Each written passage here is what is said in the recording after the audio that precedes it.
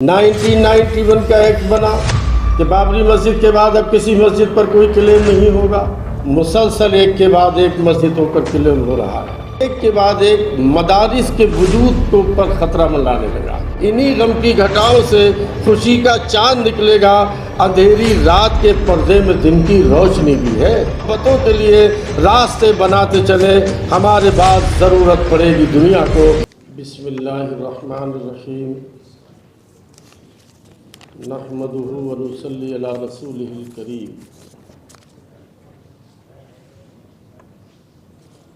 آج کے اس باوقار تاریخ ساز پروگرام کے صدر عالی وقار، آل انڈیا ملی کونسل کے صدر محترم حضرت مولانا عبداللہ مغیثی صاحب، ہمارے درمیان میں آل انڈیا ملی کونسل کی دعوت پر زحمت فرما کر تشریف لائے ہوئے بہت ہی قابل احترام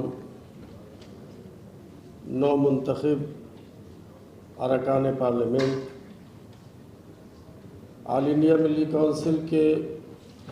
ملک کے مختلف حصوں سے تشریف لائے ہوئے ہمارے بہت ہی قابل احترام نمائندگان، بزرگوں اور دوستوں،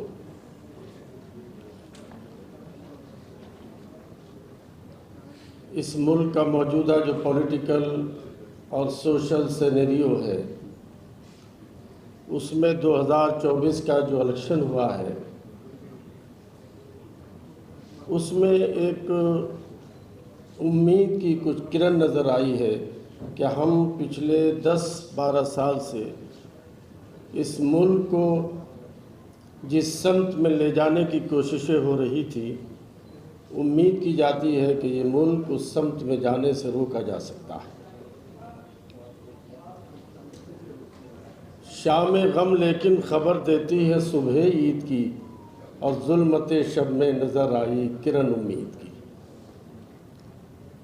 آج ہمارے درمیان میں ارکان پارلیمنٹ کی یکے بعد دیگر تشریف آوری ہو رہی ہے۔ آل انڈیا ملی کونسل نے یہ طے کیا کہ ہم آپ کی خدمت میں آپ کی کامیابی کے موقع پر تبریک، مبارکباد پیش کرتے ہوئے آپ کا اعزاز کریں اور آپ کا استقبال کریں، اور اس موقع سے فائدہ اٹھاتے ہوئے ہم اس وقت ملک کی مائنارٹیز کے جو رائٹس ہیں، جو لگاتار ایک کے بعد ایک کل کرنے کی کوششیں پچھلے 10-12 سال سے ہو رہی ہیں، اس پر آپ کی توجہ مبذول کرائیں۔ آپ کی توجہ رہتی ہے، آپ کی توجہ رہے گی، اور ہم امید کرتے ہیں کہ انشاءاللہ تعالی آپ کی آواز سے ہمارے مسائل کو حل کرنے میں تقویت بھی ملے گی۔ آپ کو یہ جان کر بعض لوگ شاید اس سے واقف نہ ہو کہ ہندوستان میں اقلیتوں کو جو حقوق دیے گئے، آپ ان حقوق پر اگر سنجیدگی سے غور کریں تو ہمارے جتنے فنڈامنٹل رائٹ ہیں، ایک کے بعد ایک سب پر لگاتار حملہ ہوا۔ مسلم پرسنل لا میں مداخلت کا دروازہ کھلا، 3 طلاق کا بل آیا، پاس ہوا۔ 1991 کا ایکٹ بنا کہ بابری مسجد کے بعد اب کسی مسجد پر کوئی کلیم نہیں ہوگا۔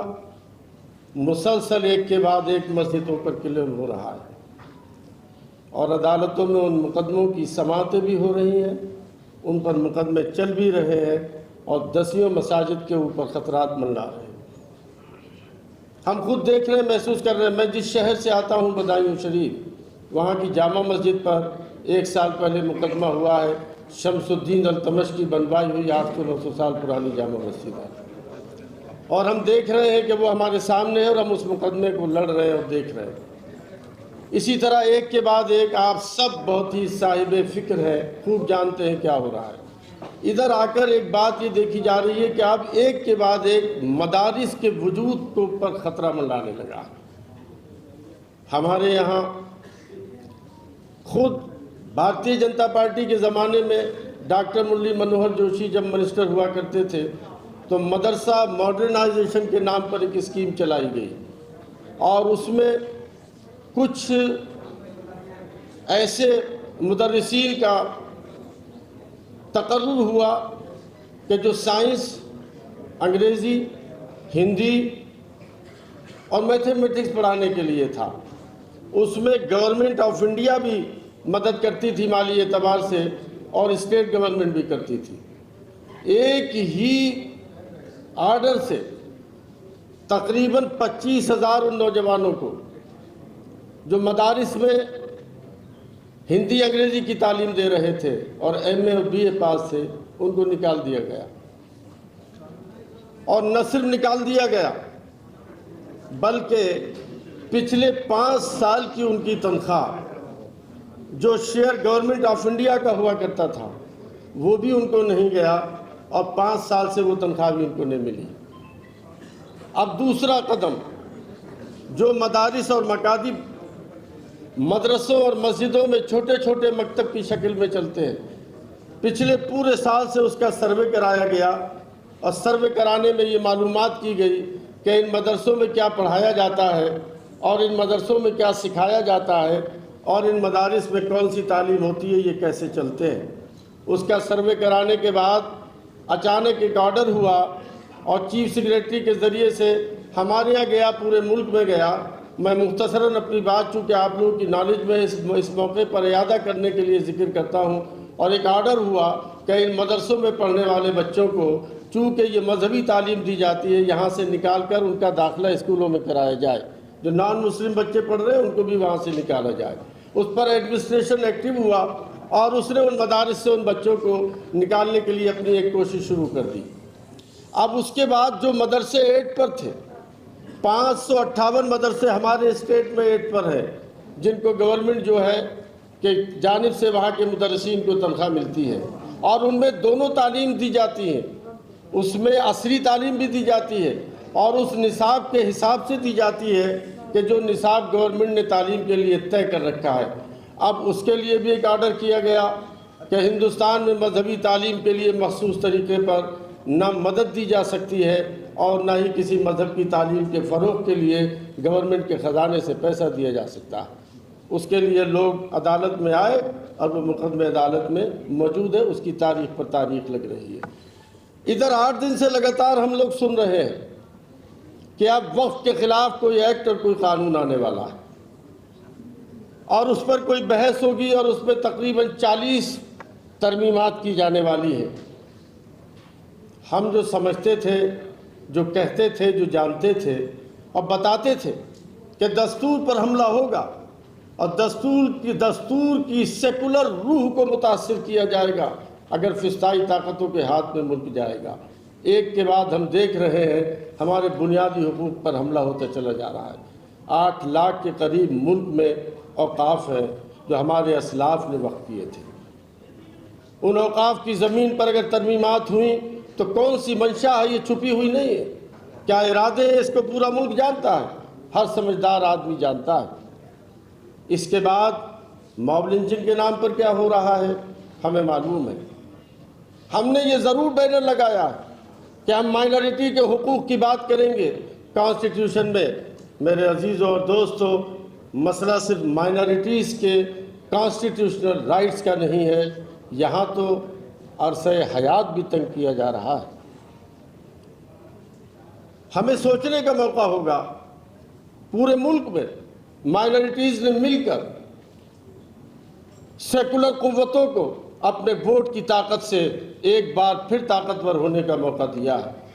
ان کی بہت امیدیں آپ سے وابستہ ہیں۔ صبر و تحمل کے ساتھ سارے حالات کا مقابلہ کرتے ہوئے ہم چاہتے ہیں کہ اس ملک میں دستور کی بالادستی رہے۔ ہماری خواہش ہے کہ ملک امن و محبت کے ساتھ آگے بڑھے۔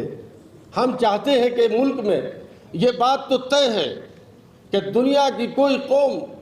کوئی فرد، کوئی سماج، کوئی سوسائٹی، کوئی گھر، کوئی خاندان، کوئی کنبہ، کوئی پریوار